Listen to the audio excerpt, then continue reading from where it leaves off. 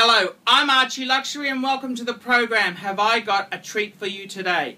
I'm going to go back to my slideshow, but this is to show you the pieces from the Patek display at Basel 2013.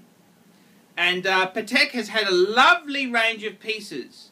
They've got a beautiful two-tone Nautilus chronograph, and it's beautiful to see that two-tone is coming back. So anyone who's got some two-tone pieces, it's coming back into fashion. And I'd like to see whether Audemars Piguet reintroduces the two-tone pieces, and I hope they do.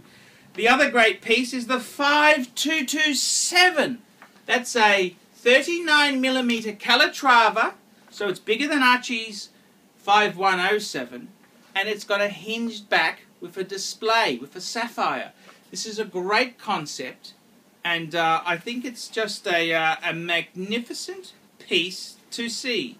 And there's all sorts of other exciting pieces that I've got photos of. So I'd like to thank all the good friends at Timezone and Purist Pro who've helped me get these wonderful pictures. And they're two great websites. Timezone, timezone.com, and Purist Pro.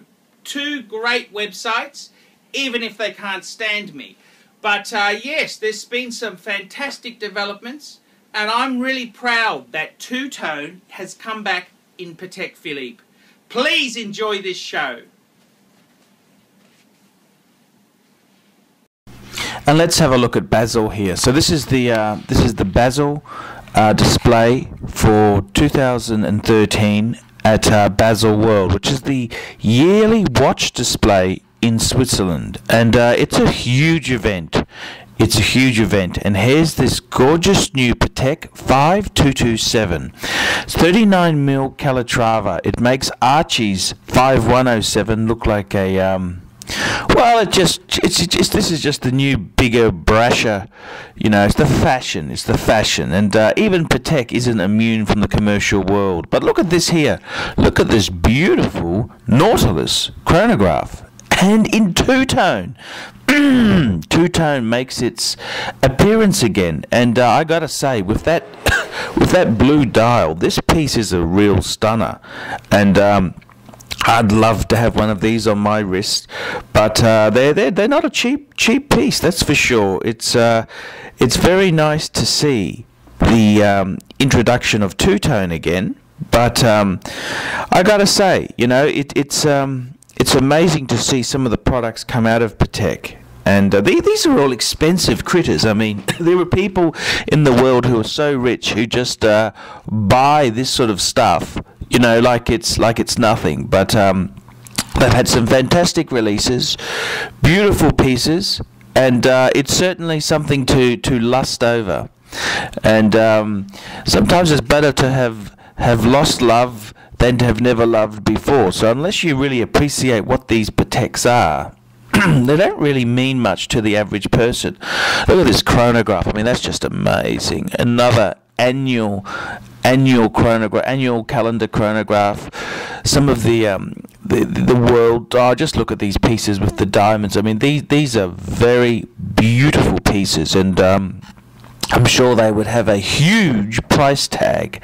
I love this Aquanaut here in the solid gold with the rubber strap. I mean, it's just so Patek Philippe. It's so sporty. It's so, I don't know what to say. It's just they've had some really interesting developments. I mean, Patek's a very conservative company, and they don't just rehash everything. But it's interesting to say just the little changes that they make to a couple models, and I've got to say the big surprise for me has been that two-tone chronograph Nautilus with the blue dial. I think that's just stunning. I mean, two-tone was lingering a bit. A lot of makers dropped two-tone, and Patek, there you go. They bring it out, and what a wonderful way to do it. And it's just, all these pieces here, they're just treasures. Look at this annual calendar on a bracelet. What a killer bracelet. Just love it. Absolutely. And then you want a white gold one. My God, there are some beautiful pieces here. And Baselworld, it's the yearly watch display, and it's where they announce all the new models, and it's kind of like the releasing a new car. It's so much excitement and fascination, but this is for the Weiss world, the watch idiot servant. This is the crazy collector phase there, and I gotta say, I really do love a lot of the pieces that have come out.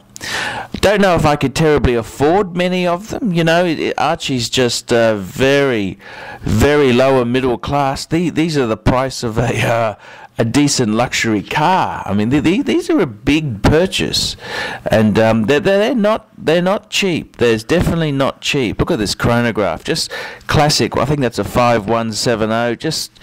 Just superb. One of the finest chronographs in the business, and everything Patek does is first rate. And naturally, the pricing structure reflects that. But it's nice. It's nice to do a bit of dreaming. With the economy in the shitter, it's always nice to do a bit of dreaming and say, what would you get if you won the lotto, or Lady Luck turned her eye to you and gave you some love? What would you buy? And you know, I think that's a dream of everyone, is to be able to afford the things they really love. And these watches here, man, are there some gorgeous critters. And I love these dials. What do you think of these dials here? These enamel painted dials. They're just so funky. I mean, they're just so cool. And I love everything about the Patek brand. And I would have loved to have gone to Baselworld, but Archie's got some financial difficulties. Though, you know, it's a struggle running the channel. It costs a lot of money to produce content and sneak off at work and try and find, you know, interesting shit to talk about. But Archie tries his best. That's all I can say. Archie tries his best, and I hope you've enjoyed this video here. Baselworld 2013, and this has been the Patek exhibition. I'm Archie Luxury, reporting live from Geneva.